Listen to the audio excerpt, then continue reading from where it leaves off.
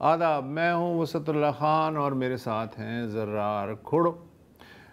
کسی بھی ملک کی سیاست کا حال اگر جانچنا ہو تو بس یہ دیکھ لینا چاہیے کہ اس کی معیشت کس حال میں ہے۔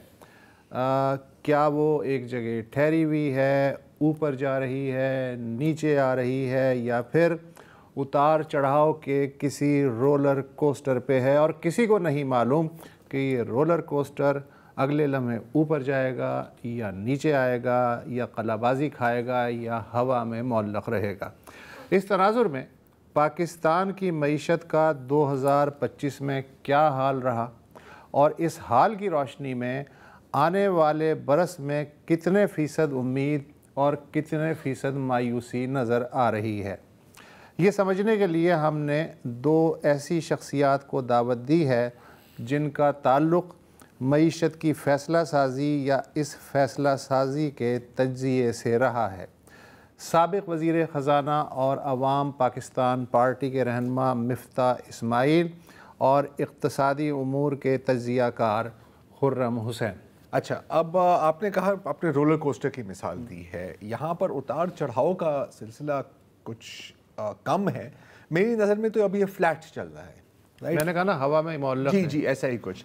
تو اب دیکھیں 2025 میں یہ تو بات بالکل ماننی پڑے گی، کچھ حد تک اکانومی سٹیبلائز ہوئی ہے، مطلب رولر کوسٹر یوں نہیں گیا، تقریباً یوں جا رہا ہے، تھوڑا سا یوں آگے پیچھے۔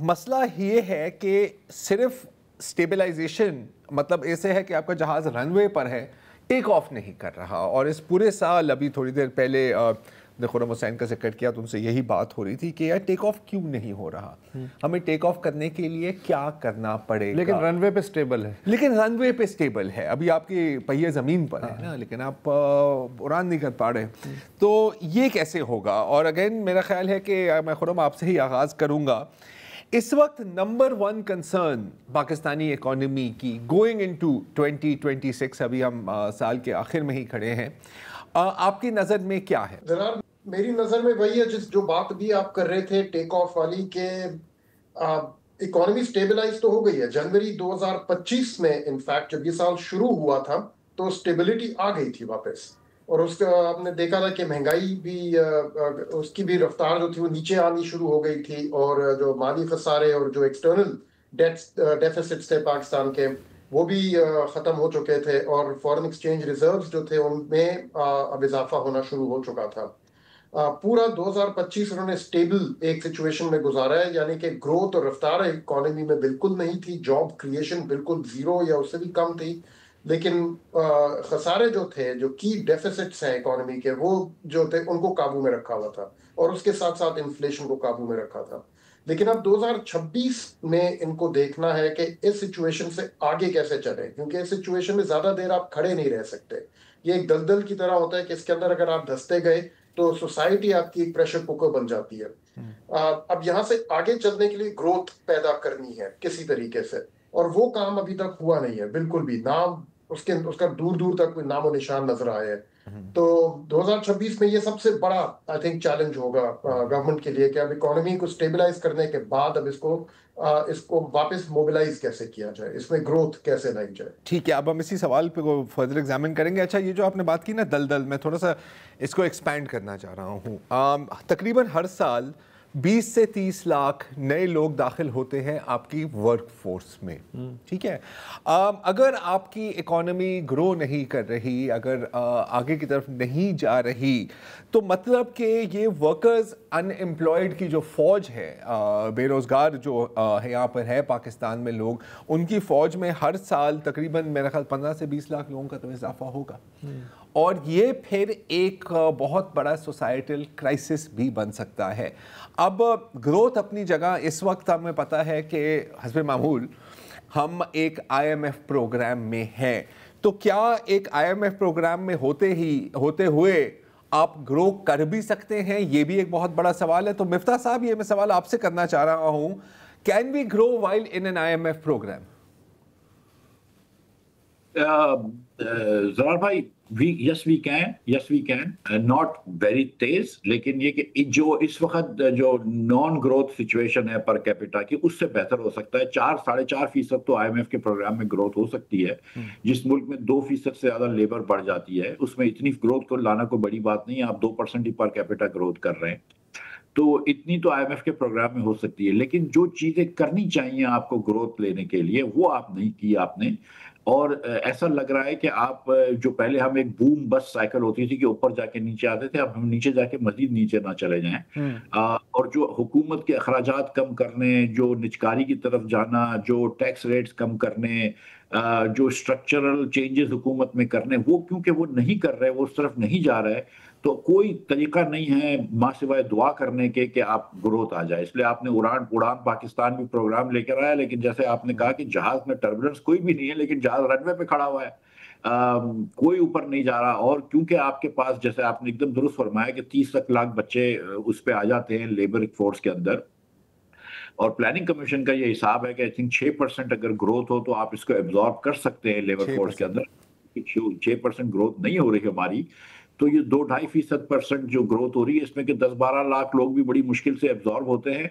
और फिर ये होता है कि क्योंकि ये लोग, यहाँ पे कोई सोशल सिक्योरिटी नहीं है, कोई मिनिमम इनकम बेनिफिट नहीं है, तो ये लोग जो है ना वो लोअर वेजेस पे काम करना शुरू करते हैं। इससे आपके जो नीचे के लोग हैं, जो अनस्किल्ड लेबर है, इसकी वेजेस भी कम हो रही है। इसीलिए आप देख रहे हैं कि परचेसिंग पावर जो है लोगों का, वो कम हो रहा है 2-3 साल से, कुव्वत खरीद कम हो रही है।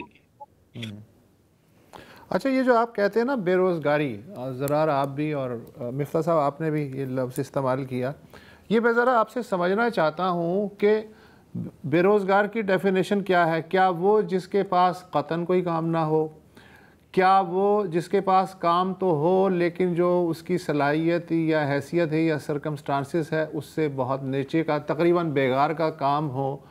क्या वो आदमी जिसके पास, जो एक हमारी मेंटालिटी बनी है कि जी 9 to 5 की नौकरी तो नहीं है, वैसे तो मेरे पास एक आध कनाल ज़मीन भी है, वो भी ख़ुद को बेरोज़गार समझता है, तो इसकी अलग अलग कैटेगराइजेशन कैसे की जाए? या हम एक ब्लैंकेट चीज़ को कहते हैं कि साहब बेरोज़गारी 8% हो गई या 10% हो गई?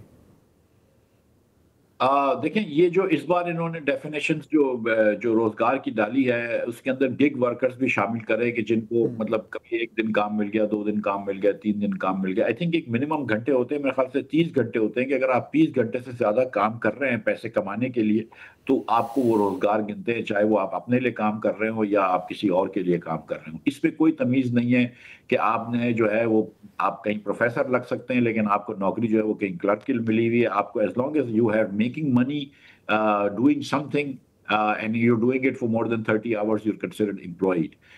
मगर ये जो नंबर है 7.1%, supposedly highest in 20 years, ये नंबर भी सही रिफ्लेक्ट नहीं करता है, क्योंकि जो इस तरफ आप निशानदेही कर रहे थे कि बहुत सारे लोगों को एम्प्लॉयमेंट नहीं मिलती जो कि एम्प्लॉयमेंट चाह रहे हैं, बहुत सारे लोगों को मुनासिब एम्प्लॉयमेंट नहीं मिलती, वो नहीं चाह रहे हैं। और क्योंकि हमारे यहाँ एक फैमिली एक सोशल सिक्योरिटी की तरह होती है कि भाई से पैसे ले लो, माँ से पैसे ले लो, बच्चों से पैसे ले लो, बहुत सारे ऐसे लोग हैं जो कि गेनफुली प्रॉपरली एम्प्लॉयड नहीं है कि जो होने चाहिए।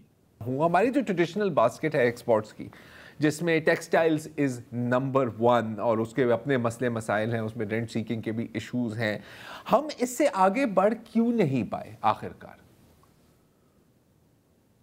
हाँ, ये बड़ा अहम सवाल है ज़रार। आई थिंक इससे आगे इसलिए नहीं बढ़ पा रहे क्योंकि हमारी इमेजिनेशन हमें रोक रही है। बिजनेस कम्युनिटी में कोई खास, मुझे आजकल थोड़ा सा ये चेंज होता हुआ नजर आ रहा है, लेकिन अगर आप पिछले 30 सालों या 40 सालों की बात करें तो एक्सपोर्ट्स हमेशा हम लोगों ने एज टेक्सटाइल एक्सपोर्ट्स ही सोचा है, चाहे वो लो वैल्यू एडेड हो या स्पिनिंग में, या वो हाई वैल्यू एडेड हो, लेकिन टेक्सटाइल या कॉटन बेस्ड एक्सपोर्ट्स को ही सोचा है। उससे बाहर एज सच, आई मीन उस टाइम पीरियड में जहाँ पे हमारे जो कंपेटिटर्स होते थे 80s में, अब वो फार्मास्यूटिकल्स और आईटी प्रोडक्ट्स एक्सपोर्ट कर रहे हैं, हम लोग अभी तक कॉटन बेस्ड प्रोडक्ट्स में फंसे हुए हैं। और गवर्नमेंट भी हमेशा एक्सपोर्ट्स का जब भी सोचती है तो हमेशा नजर पहली चीज टेक्सटाइल्स पे जाती है। अब इस चीज को चेंज करने के लिए आपको पूरा बिजनेस एनवायरनमेंट चेंज करना है, اور آپ کو ایک امیجنیشن دکھانی ہے کہ اب ملک کو چلاتے کیسے ہیں. ملک کی معیشت جو ہے وہ اس طرح ڈنڈے کے زور پہ نہیں چلتی. معیشت کا جہاز ٹیک آف کرے گا یا نہیں، ہمارا آج کا موضوع یہی ہے. ایک وقفے کے بعد